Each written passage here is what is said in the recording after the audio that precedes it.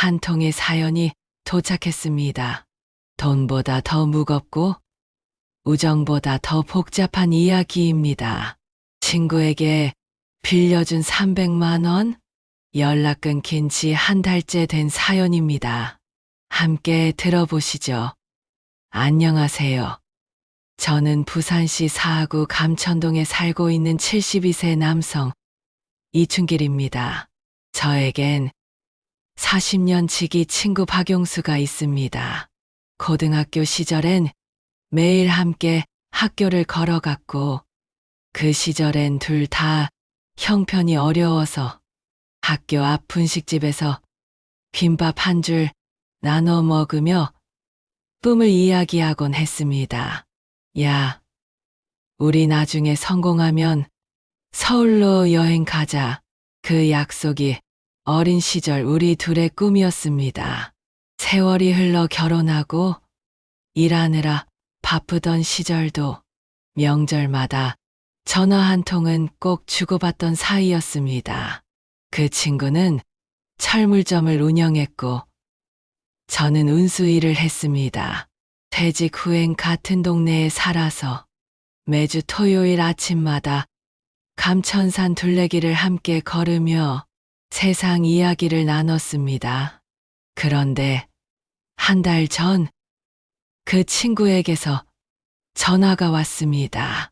오랜만이었지만 목소리가 좀 이상했습니다. 평소 그 특유의 낙천적인 웃음 대신 힘 빠진 목소리로 말하더군요. 춘길아, 미안한데 급히 300만 원만 좀 빌려줄 수 있겠나? 일주일만 쓰고 바로 갚을게. 사업 정리하면서 통장이 잠깐 묶였어. 그 말이 이상하게 들리긴 했지만 40년 친구의 부탁이라 거절이 안 됐습니다. 그날 오후 은행에 가서 직접 송금했습니다. 계좌번호를 적은 쪽지를 쥔 손이 덜덜 떨리더군요. 왠지 불안한 예감이 있었지만 그래, 친구인데 설마 하며 스스로를 달랬습니다. 그리고 일주일이 지나도 아무 연락이 없었습니다. 전화를 걸면 벨이 한참 울리다가 끊기고 문자를 보내도 답이 없었습니다. 사흘쯤 지나서야 한 통의 문자. 조금만 더 기다려줘. 미안하다. 그 한 줄로 제 마음은 다시 흔들렸습니다. 그래, 무슨 사정이 있겠지. 그렇게 또 일주일을 기다렸습니다. 그런데 그 뒤로는 완전히 연락이 끊겼습니다. 전화를 걸면 받지 않고 문자도 읽지 않습니다. 한참 고민하다가 직접 친구 집을 찾아가 보기로 했습니다. 그날은 비가 내리던 일요일 아침이었습니다. 감천동 골목길을 따라 올라가던 중 그 친구의 집 앞에 멈춰 섰습니다. 문 앞엔 우편물이 쌓여 있었고 신문이 비에 젖어 있었습니다. 대문에는 우편물 반송 도장이 찍힌 봉투가 붙어 있더군요. 그 순간 심장이 쿵 내려앉았습니다. 설마 이사를 간 걸까? 이웃 아주머니에게 물어봤습니다. 아, 박용수 씨요? 한 2주 전쯤 짐 싸서 나갔어요. 뭔가 급하게 나가는 분위기였어요. 그 말을 듣는데 머리가 멍해졌습니다. 정말 나를 피한 걸까? 집에 돌아오는 길 비는 그쳤는데 마음은 더 무겁게 내려앉았습니다. 그날 밤 아내에게 털어놓았습니다. 여보, 용수가 나한테 돈 빌려가고 사라졌어. 아내는 한숨을 쉬며 말했습니다. 여보, 그냥 잊어요. 그 사람도 사정이 있겠지. 돈보다 사람 잃는 게 더 아프잖아요. 그 말이 맞는데도 마음이 쉽게 가라앉지 않았습니다.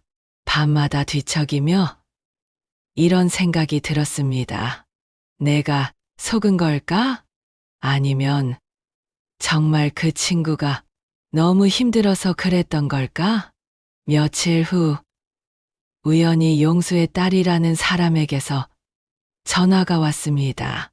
아저씨, 아버지께서 요즘 건강이 많이 안 좋으세요.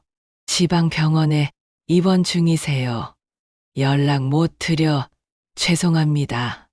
그 말을 듣는 순간 억눌렸던 분노보다 안쓰러움이 먼저 밀려왔습니다. 그 친구가 나한테 손을 벌리기 전 얼마나 고민했을까. 이춘길에게만큼은 도움을 청할 수 있다고 믿었으니까.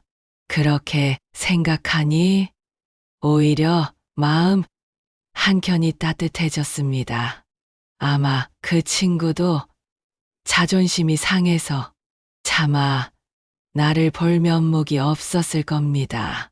하지만 그 뒤로 한 달이 지나도 연락은 없었습니다. 저는 가끔 그 친구와 걸었던 산길을 혼자 걷습니다. 함께 마시던 막걸리집 앞을 지나칠 때면 그가 앉아 있던 자리로 눈길이 갑니다. 그때마다 속삭이듯 말합니다. 용수야, 괜찮다. 나도 네 마음 이해한다. 그 친구는 아직 제 통장 속엔 마이너스 300만 원으로 남아있지만 제 마음 속엔 여전히 플러스의 친구로 남아있습니다. 이 사연을 듣고 계신 분들 중에도 비슷한 경험이 있으신 분들이 많을 겁니다. 돈보다 더 무서운 게 돈이 섞인 우정입니다.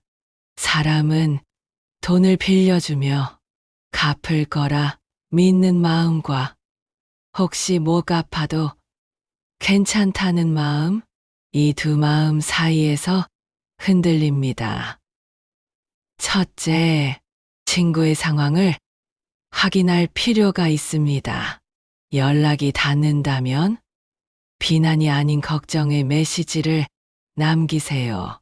요즘 건강은 괜찮은지 걱정돼서 연락해봤어. 친구야, 나는 돈보다 네가 더 소중하다. 시간 될 때 꼭 연락주라. 이 문장은 요구가 아닌 위로의 손길입니다. 사람은 죄책감이 클수록 도망가지만 따뜻한 말엔 다시 돌아올 용기가 생깁니다. 둘째, 돈을 돌려받을 가능성보다 내 마음의 회복을 먼저 하세요. 그 돈은 단순한 손해가 아니라 내가 누군가를 믿을 수 있었던 따뜻함의 증거입니다. 나는 친구를 믿었고 그건 내 잘못이 아니라 내 사람다움이다. 이 문장 하나만 마음에 새겨도 후회는 조금 덜해집니다.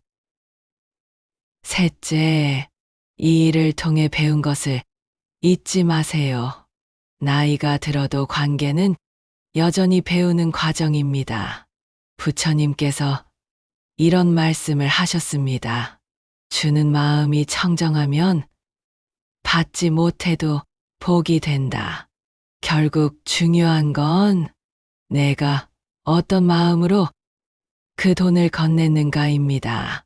그리고요, 언젠가 그 친구가 다시 연락이 올 수도 있습니다.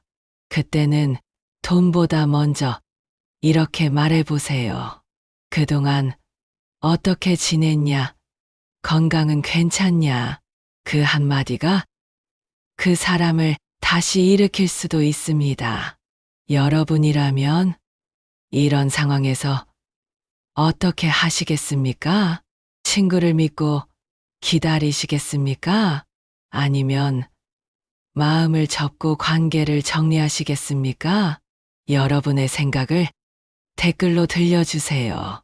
당신의 한마디가 또 다른 사람의 마음을 위로할 수 있습니다.